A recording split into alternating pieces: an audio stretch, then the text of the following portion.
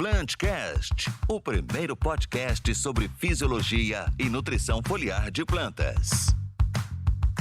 Estamos iniciando mais um Plantcast, o primeiro podcast sobre nutrição e fisiologia de plantas do Brasil.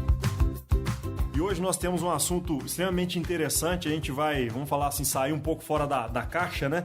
A gente vai discutir sobre a nutrição de plantas de 2020 e com muita satisfação nós estamos hoje em Piracicaba, no SENA, que é o Centro de Energia Nuclear na Agricultura. É uma instituição de excelência, instituição que eu tenho muito respeito e tenho muito orgulho de ter estudado nessa casa que contribuiu e contribui muito com a realidade da agricultura brasileira, sempre pesquisando coisas para manter a agricultura sustentável e para manter a agricultura produtiva. Então, para nós é uma satisfação e um orgulho estar aqui junto com o SENA USP.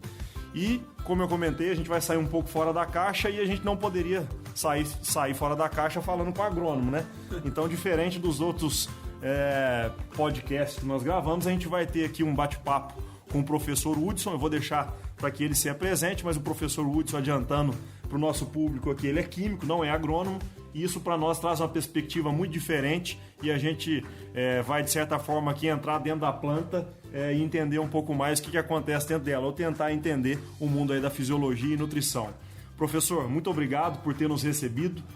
Para nós é uma satisfação, é um orgulho, e para a ciência brasileira ter um pesquisador com a qualidade, o nível científico que o senhor tem para nós, realmente é motivo de muito orgulho, um pesquisador de destaque em nível mundial. Obrigado por ter nos atendido. Eu gostaria que o senhor se apresentasse, falando brevemente, aí eu sei que, embora o senhor seja novo, a trajetória é longa, mas gostaria que o senhor falasse rapidamente aí sobre a trajetória. E antes disso, eu vou apresentar aqui a nossa mesa. Está com a gente aqui também o Marcos, que é aluno de doutorado, Guilherme Dinalho, para variar, vai fazer um tanto de pergunta e resposta, né, Dinalho? E o Robson aqui também nos apoiando. E o Chico, nosso parceiro aqui da comunicação. Por favor, professor, se apresente. Eu sou químico, como você disse, formado pela Federal de Lavras. Boa faculdade, hein, professor? Excelente. Então, químico formado pela Federal de Lavras e fiz um duplo doutorado. Logo no final da graduação não fiz mestrado, eu fui direto para o doutorado e fiz um doutorado na Universidade Estadual Paulista, no Instituto de Química da Unesp de Araraquara e na Universidade de Paris. E nesse período eu comecei a trabalhar com técnicas de raio-x, fluorescência de raio-x, absorção de raio-x, espalhamento de raio-x, que são ferramentas que nós usamos para investigar a estrutura da matéria. Então, como as moléculas são formadas, as geometrias, distâncias de ligação, como elas reagem. E depois do doutorado eu passei uns anos na Alemanha, trabalhando como assistente de um professor na universidade chamado de Karlsruhe Institut für Technologie, na cidade de Karlsruhe. E depois, em 2015, eu vim para o SENA, quando eu fui contratado como professor e comecei um grupo aqui, no qual nós usamos essas ferramentas baseadas em raio-x para investigar como é que as plantas absorvem, transportam e metabolizam os nutrientes minerais. Então nós queremos entender como é que as plantas funcionam para fazer as plantas funcionar melhor. Professor, e dentro disso, quando a gente olha para a nutrição de plantas, se fosse para a gente elencar aí os principais avanços que a gente teve dentro dessa área de nutrição de planta nos últimos 10, 15 anos, quais seriam aí os principais fatores que o senhor elencaria dentro desse universo? Pois é, uma pergunta bem ampla, né? Eu posso falar com mais propriedade do que nós estamos fazendo aqui, né? Okay. Nós temos avaliado as fontes, que são fontes tradicionais, como sulfatos, cloretos, quelatos e fontes pouco solúveis, como carbonatos e óxidos. E aqui, o que nós fizemos foi desenvolver alguns métodos que permitem acompanhar o movimento, a absorção e o transporte dessas fontes de nutrientes em plantas enquanto o processo está ocorrendo.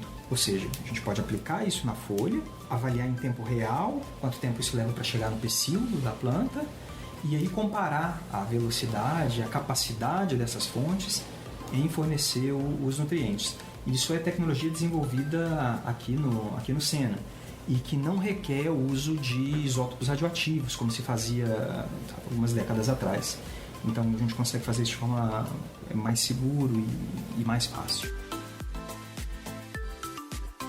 Entendi. Então, professor, o que a gente está dizendo é o seguinte, que existe uma possibilidade de avaliar em tempo real fonte de nutriente aplicado na planta. Explica melhor um pouco para o produtor que está nos ouvindo, como é que seria isso? Como que é esse processo? É o quê?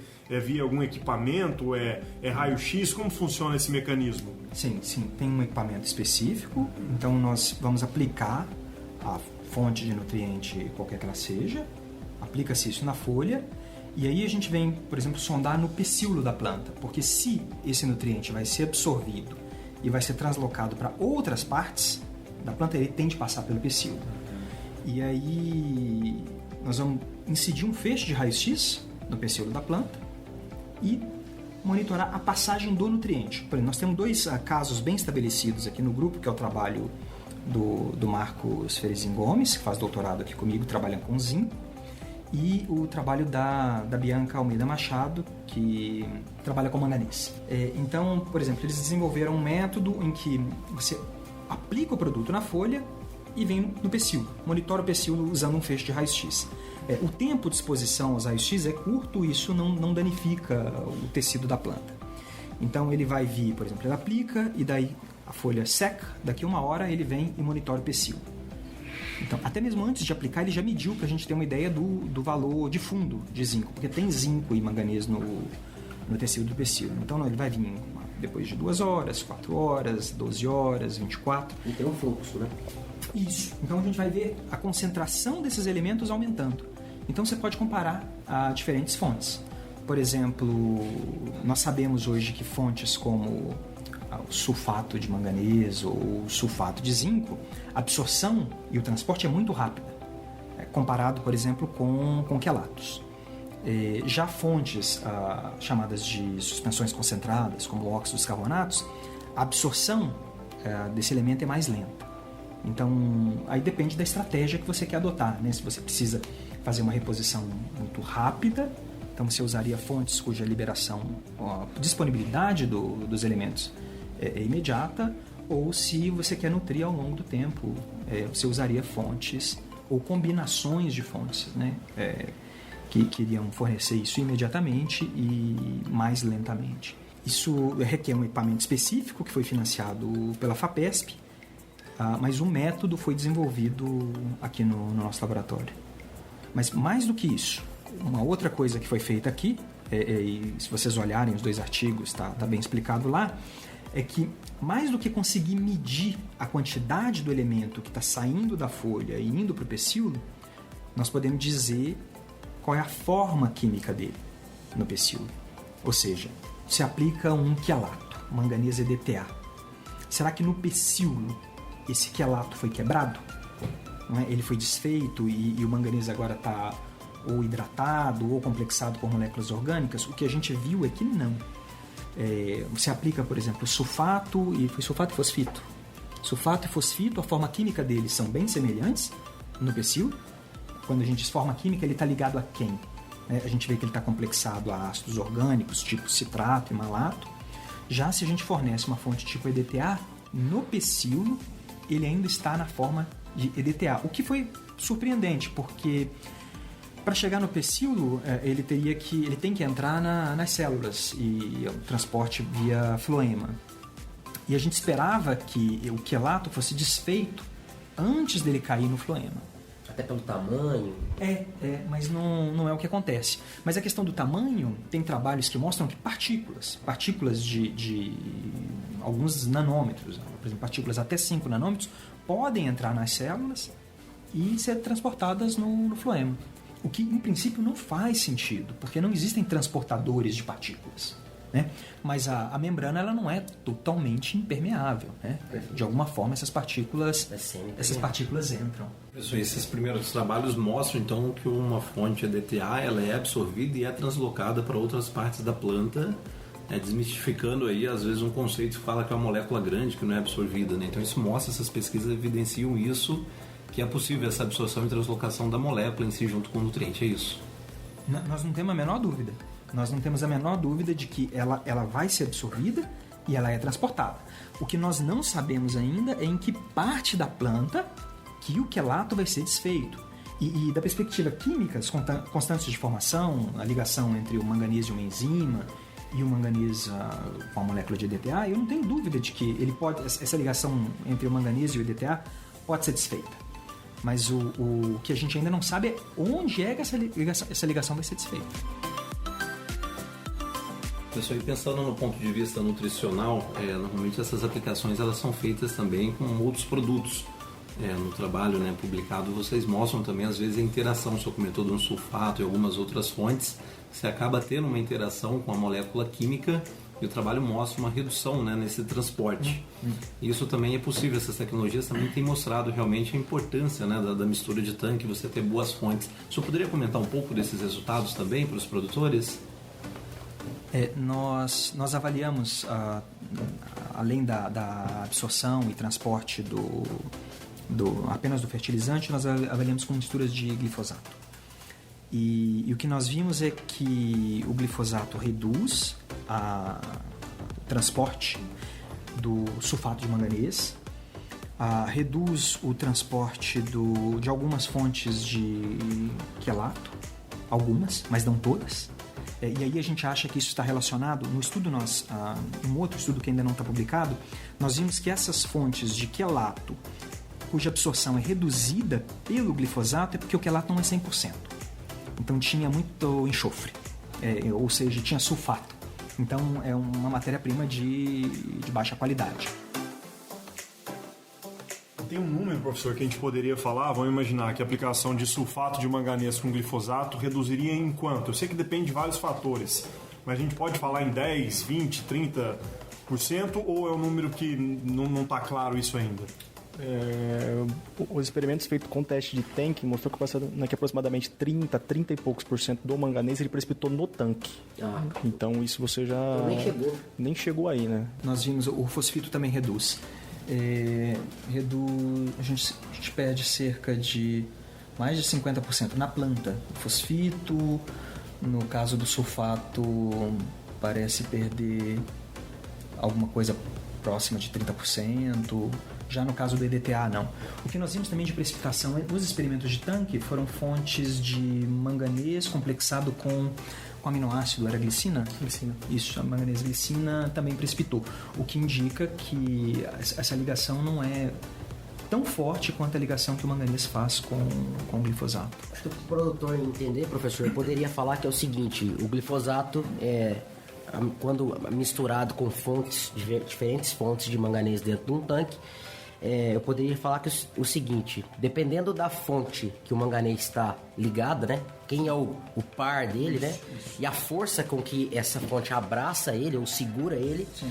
Se o glifosato for mais forte, sim, ele consegue tirar o manganês e pegar e segurar ele. Ou seja, e aí a gente não tem o efeito esperado do manganês e também do glifosato, eu imagino eu, né? É uma ótima metáfora. Sim. É uma boa metáfora. Sim, e o manganês, o glifosato é um ligante forte, muito forte. Esse abraço que você mencionou é um abraço muito forte. Então ele é forte demais, então tem que ser alguém para segurar o manganês ali no tanque, tem que ser mais forte que o glifosato. Seria isso? Isso, o EDTA faz isso. Faz isso muito bem. A gente falou bastante de fontes aqui no início, né? E quando a gente fala especificamente de quelato, o que a gente observa? Quando a gente faz a avaliação biológica de um quelato, por exemplo, ou do nutriente, melhor dizendo, ou seja, eu apliquei um manganês, por exemplo. Quando a gente faz a medição de uma enzima ativada pelo manganês, a gente percebe que na fonte quelato, essa enzima está trabalhando em maior atividade, que mostra que o elemento contido ali dentro, ele teve atividade biológica. Ou seja, de alguma forma a planta está quebrando esse quelato e utilizando biologicamente o elemento contido ali dentro. E aí a pergunta seria o seguinte, professor, quais seriam as hipóteses para essa quebra, vamos falar assim, desse quelato? É o quê? Talvez alguma coisa ligada a algumas enzimas, ou a própria composição do quelato contém de alguma forma nutriente, por exemplo, que poderia ser algo que a planta tem interesse em degradar. Quais seriam as hipóteses que se discute hoje em relação a essa quebra de quelato? Existe algo nesse sentido? O que acontece é que as ligações do quelato, elas são feitas e desfeitas. Toda ligação química, ela é feita e desfeita, feita e desfeita.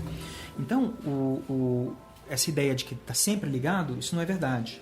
Ligado, desligado, ligado, desligado. O tempo que ele passa ligado, no caso do quelato, é muito grande. A maior parte do tempo ele está ligado. Então, quando esse quelato, vamos pensar no EDTA, que é um quelato bem forte, tem uma enzima que tem um sítio ativo para o manganês, ou que o manganês é um cofator, a preferência do manganês é sair do EDTA e ir para a enzima. As constantes de formação de enzimas são ordens de grandeza maior do que a de um quelato com o manganês. Não tem dúvida de que a ligação é desfeita. Então, ele é desfeito. No momento de agir, ele é desfeito. Sim, é como a metáfora que o Guilherme falou. O abraço é forte, mas na hora que a planta... Se existe uma enzima próxima que tem afinidade, que precisa desse elemento, um sítio de ligação desse elemento, a ligação vai ser desfeita. Ela é mais forte. Exatamente, ela é mais forte. E aí, outro ponto que eu acho que cabe aqui na discussão é que a própria planta, de alguma forma, ela produz dentro dela alguns, não vou chamar de quelato, mas alguns complexos, né, para a própria estratégia de absorção de ferro. Então, ela, de alguma forma, dentro do metabolismo dela, ela direciona esse quelato, ela degrada esse quelato e utiliza as fontes ali de carbono e nitrogênio, né? Também seria algo nesse sentido. Sim. É interessante você mencionar isso, porque nós avaliamos, isso é trabalho de um aluno de graduação, esse é biólogo, Gabriel, a absorção radicular de sulfato de zinco e zinco EDTA. Então nós vimos que a absorção do sulfato de zinco é muito mais rápida do que a do zinco ligado ao EDTA. O zinco ligado ao EDTA também entra, ele mediu no caule.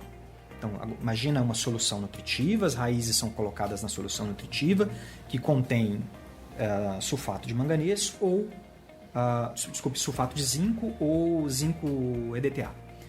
E aí ele mede no caule. Então, ele faz curvas de absorção do nutriente usando fluorescência de raios-x, e a gente vê que a absorção do sulfato de zinco é muito mais rápida do que a do zinco EDTA. Mas a especiação química do zinco dentro do caule mostra que, independente da fonte, diferentemente do que a gente viu na folha para manganês, independente da fonte, dentro do caule, o zinco está ligado a moléculas como citrato, malato e histidina. E tem também zinco aquoso. Então, para ser carregado no xilema, precisa atravessar a lístria de Caspar e entrar no simplasto. Nesse caso, nós vimos que o zinco EDTA é liberado, era desfeito. Não tinha zinco EDTA dentro das plantas de soja que receberam aplicação via radicular, diferente do mecanismo foliar. Em quanto tempo, professor, foi feita essa análise? 48 horas. Durante 48 horas.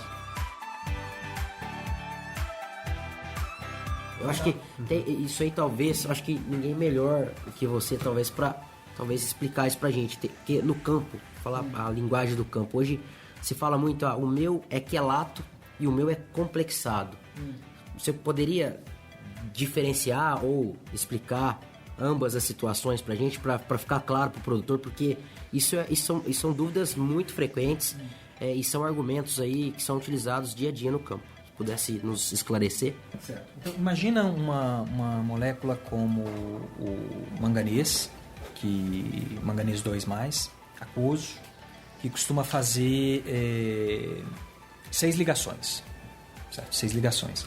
No caso de um complexo, imagina um complexo com amônia. Então, cada ligação vai ser uma molécula de amônia. 6 moléculas de amônia ligando um manganês. Isso é um complexo. Isso é um complexo. Então, imagina o zinco, costuma fazer 4 ligações. Então, o zinco complexado com alguma coisa, por exemplo, ácido acético. Perfeito. Então, cada ligação vai ser feita por uma molécula. De ácido acético. Isso. Já no caso do quelato, o quelato é uma molécula que tem vários pontos de ligação. Então, ele vai fazer como se fosse uma gaiola. Entendi. Então, a mesma molécula vai abraçar o zinco. Eu vou fazer uma fotografia e vou mandar para vocês de um quelato e um complexo. A força de ligação, a constante de formação de um quelato é muito maior. A força é muito maior. Então, para desfazer aquilo não é simples. Tanto que a gente observa que não precipita com o glifosato, não reage com o glifosato. Então, os ensaios da Bianca no tanque simplesmente não reagem. A gente sabe que hoje as análises, de maneira geral, são muito demoradas, né? Seja análise de solo ou análise de folha. O que tem se pesquisado do ponto de vista científico para, de alguma forma, trazer isso para algo mais ágil, mais rápido, sem perder realmente a qualidade e a ciência por trás disso? Tem alguma coisa, alguma perspectiva para que isso se torne real num espaço curto ou médio de tempo? Como é que está isso? Uma das coisas que o Marcos está fazendo durante o doutorado é exatamente isso, desenvolver um método para fazer a diagnose de estado nutricional de forma mais ágil, até no campo, né? Você poderia comentar, Marcos? Acho que esse é um dos pontos, né, como citado aqui, em que hoje quando você pega um ciclo, né, vamos voltar na soja, que é o exemplo nosso, em que enquanto você tem um produtor que vai fazer uma análise no campo, enviar essa análise para um laboratório e ter o resultado, essa soja já foi, né? É um grande gargalo, né, Marcos, hoje? Partindo do pressuposto que ele vai fazer a amostragem aí no florescimento, ele vai ter esse resultado para adequar o manejo para o próximo ano. Então, essa é uma grande gargalo, né? Posso falar, acho que é uma grande dificuldade que nós temos hoje. O nosso objetivo aqui é desenvolver ferramentas que acabam com esse gargalo. Com finalidade, a gente pretende, né, utilizar os raios-x, né, que é a técnica carro-chefe aqui do nosso laboratório, para fazer essa diagnose no campo. Parece que já tem um raio-x portátil. Eu já ouvi falar nisso. É algo semelhante a isso? Tem um equipamento portátil. O problema é como transformar o sinal analítico desse equipamento em concentração de fósforo, potássio, cálcio, enxofre, manganês, ferro, zinco, cobre. E nós desenvolvemos um método para isso. Mas não só o desenvolvimento do método, mas nós até montamos um equipamento de custo mais acessível, né? Então, com alguns minutos é possível fazer a diagnose do estado nutricional. O desafio agora, o que nós gostaríamos de fazer é embarcar isso, né? Como embarcar isso imagine isso numa colhedora, agora fazendo análise não só das folhas, mas nós temos resultados também para grãos, né?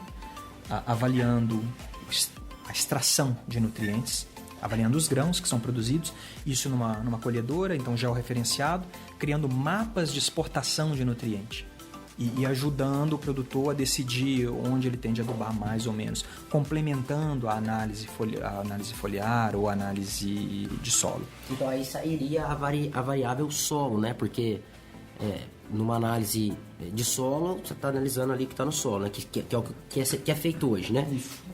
No caso de uma extração, você está, além de estar medindo a produtividade, você está contabilizando realmente, a ideia, né? Contabilizar realmente o que está saindo, que está indo embora, né? Em tempo real seria isso. Isso. Então, os meninos fizeram... Eu sempre falo os meninos, né? Porque eles são mais novos.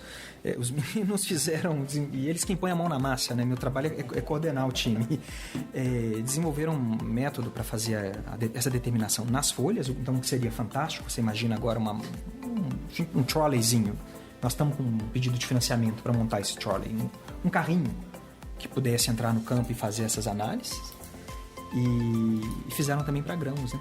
Então você poderia tanto embarcar isso numa colhedora ou quanto ter uma máquina agora analisando as folhas no campo, mandando informação e abastecendo com informação as pessoas que precisam tomar decisão, né? Então, para que não aconteça o que o Marcos falou, não seja tarde demais para você corrigir alguma deficiência. E nesse negócio não tem espaço para amador, né? Show de bola. E assim, é interessante porque a gente vê muitas ferramentas no campo, né? Por outro lado, quando a gente vai olhar a ciência e, vamos falar assim, a validação tecnológica e científica disso deixa muito a desejar. Então é bom a gente saber que existe realmente pesquisa e ciência por trás disso para num curto espaço de tempo trazer algo para a agricultura brasileira que seja, vamos falar assim, aplicável, que tire essa ansiedade de ter resultados a curto prazo, né, de forma quase imediata, mas que também tenha um respaldo científico. Eu tenho até voltando um pouco com relação a análises aí, né? Eu acho que dentro daquilo que a gente estava conversando de avaliar proteína, eu imagino que um grande gargalo que nós vamos ter, né, pensando num prazo adiante, a minha soja tem mais proteína.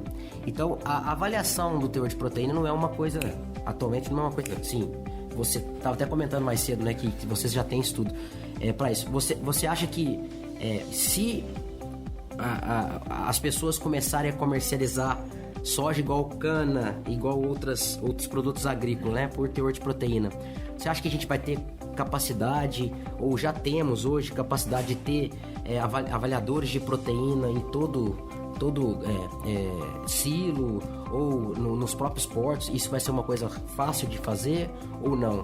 Como a gente comentou, esse equipamento de baixo custo que a gente desenvolveu, ele é capaz também de... Existe uma correlação entre o sinal de fluorescência de raio-x e a concentração de proteína nos grãos. E é um estudo que tem uma candidata agora que está para vir começar um mestrado nesse assunto para validar, porque a gente precisa de mais amostras, avaliar como é que são em cultivares. Uma outra coisa curiosa que a gente estava comentando dentro da latitude, diferentes regiões do Brasil, mas existe potencial, os nossos trabalhos mostram que existe o potencial de determinar a concentração de proteína com cerca de 120 segundos de medida, o que é uma alternativa a fazer métodos convencionais como KIDA ou método de extração em base e então, fazer uma avaliação ter energia ali concorante em cima do caminhão, uma coisa assim. Exato. Perfeito. Com poucos segundos, com poucos minutos, seria possível fazer a análise sem uso de reagentes. O Marcos tem um trabalho que mostra que dá para fazer isso para determinar a TR da cana. Existe uma correlação entre espalhamento inelástico de raio-x e quantidade de açúcar. E aí é um equipamento que faz isso. Então você substitui a necessidade de um laboratório de química que demanda reagentes, um monte de equipamento e um monte de pessoas. Então você poderia substituir por isso. E a determinação de proteína por método convencional úmido, você precisa destruir a amostra, dissolvê-la, extrair essas proteínas e analisar usando um outro método, também requer uma operação que requer muitas pessoas e reagente.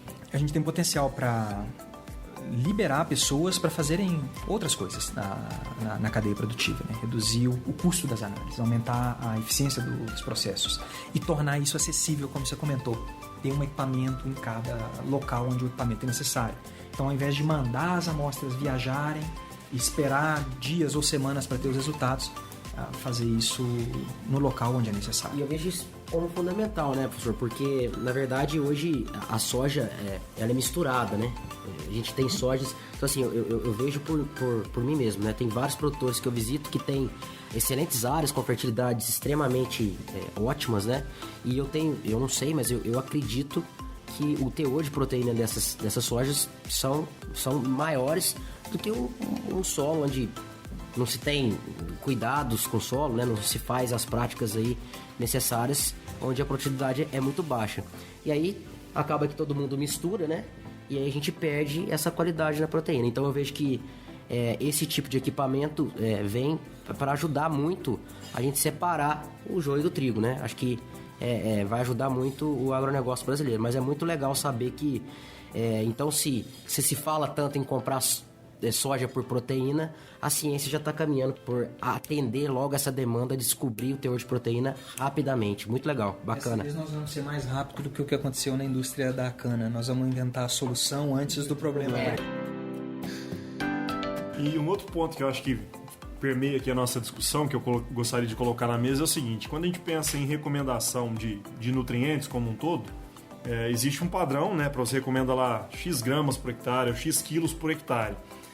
Existe, professor, alguma possibilidade ou alguns estudos de no futuro a gente fazer uma recomendação pensando em rotas metabólicas ou algo diferente do formato que já é hoje?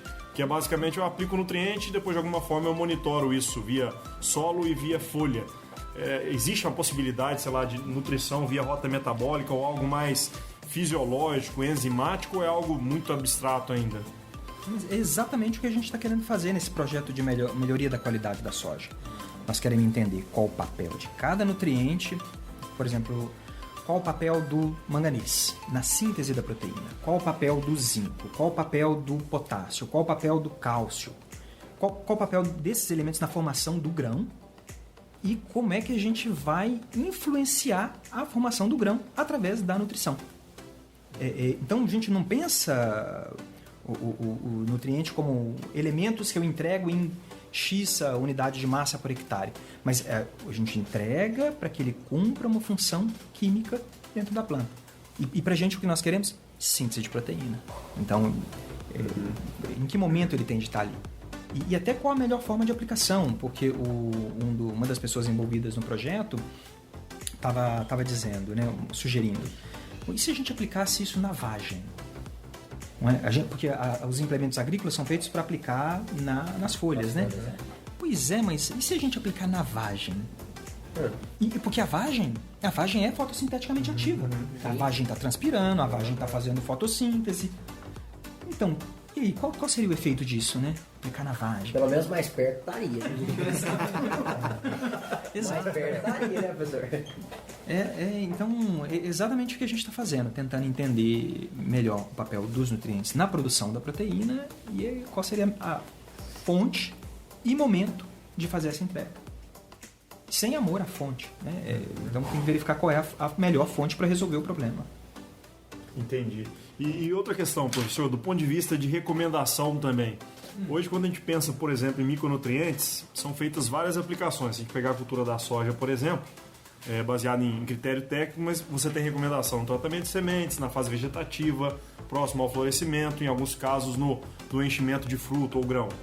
É muito viagem pensar no futuro em um produto ou uma tecnologia que a gente consiga, por exemplo, na fase vegetativa ou na semente, aplicar todo o nutriente que a planta vai precisar no ciclo dela inteiro, talvez tenha uma liberação programada de nutrientes, e aí eu já coloco aqui para a gente discutir o uso de nanotecnologia.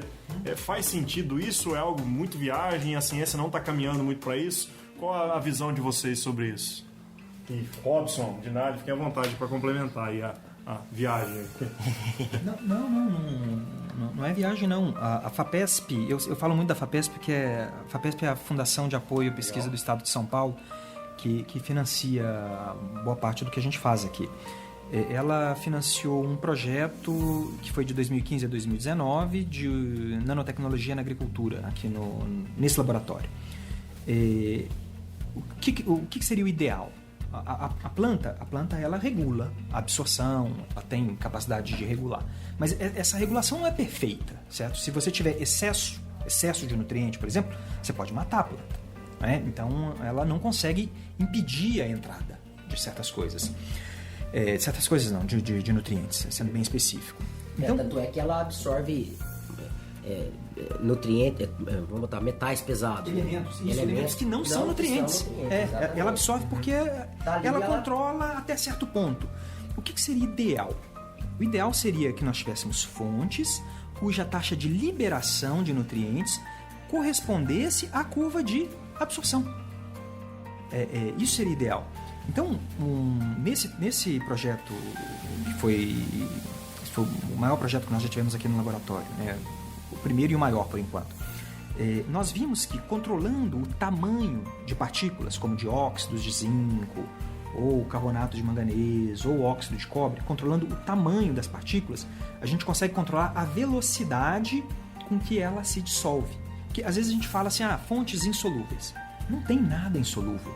Tudo tem uma certa solubilidade, não é? Algumas coisas têm mais, outras têm menos. Sulfatos têm uma solubilidade muito alta. Óxidos têm uma solubilidade mais baixa, mas tem uma certa solubilidade. Agora, quando o tamanho dessas partículas diminui, a razão entre o volume da partícula, não é? A razão entre a área e o volume aumenta muito. Então, ela tem muita área e pouco volume. Então, a velocidade com que ela se dissolve aumenta. A gente descobriu que dá para controlar a velocidade de liberação dos nutrientes, reduzindo o tamanho das partículas. Essa é uma estratégia. Outra estratégia seria encapsular esses nutrientes.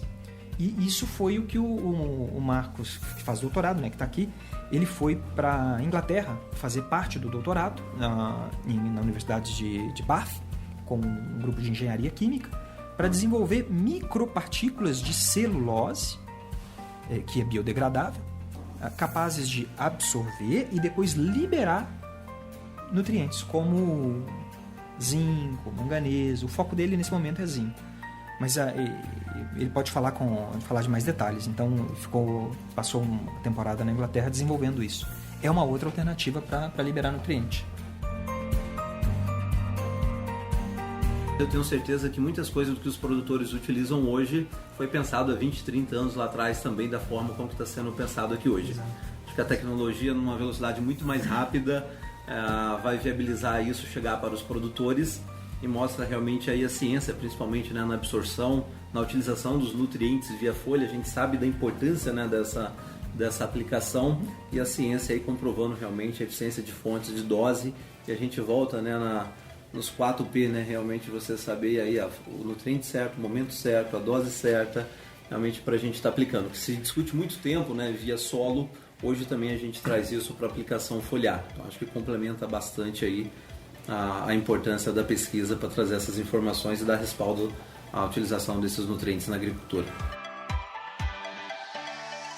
Bem, pessoal, então estamos encerrando mais um Plantcast, o primeiro podcast sobre nutrição e fisiologia de plantas.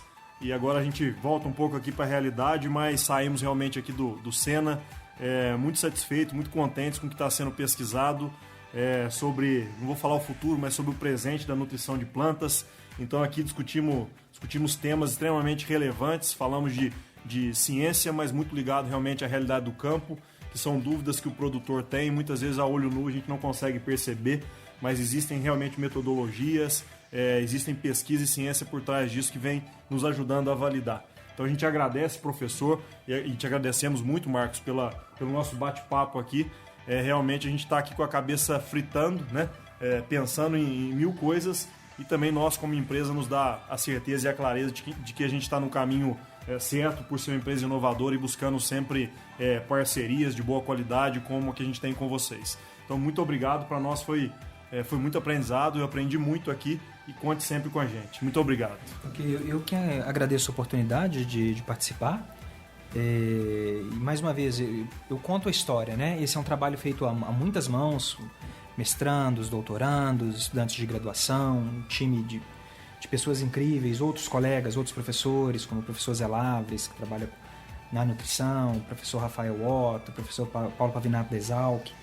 E eu gostaria de reafirmar o compromisso do Sena. O Sena é uma instituição comprometida com a produtividade de forma sustentável. E é isso que a gente faz aqui. Nós queremos produzir mais usando menos recursos. Obrigado. O Plantcast é uma produção da Compass Minerals Plant Nutrition. A gente inova e nutre. O agro cresce.